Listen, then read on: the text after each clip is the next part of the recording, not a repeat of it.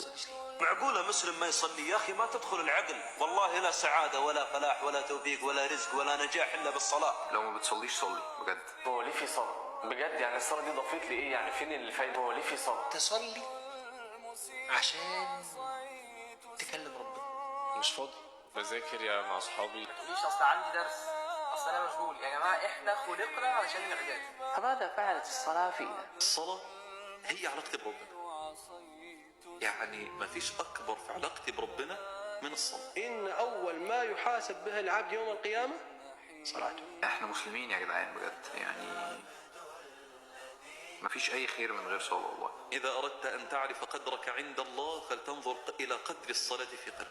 هل لو ده اخر يوم في عمرك انت ضامن انه انا تمام كده؟ صلاة صلاة صلاة، لا تترك صلاتك. طب انا تعبان يقولوا لي صلي وانت قاعد. يا جماعة مش قادر تعبان، خلاص صلي وانت نايم بعينيك. يا اصلي بعينيا، هو في ايه الأهمية القصوى دي ليه؟ النبي عليه الصلاة والسلام قال: إن العهد الذي بيننا وبينهم الصلاة، فمن تركها فقد كفر. بين الرجل وبين الشرك والكفر ترك الصلاة. يا مأساة والله، مش عارف انتظم في الصلاة. اخري مثلا انتظم في الصلاة نص يوم. كل اللي هطلبه منك ان انت تعمل حاجتين بعد اللي انا قلته ده.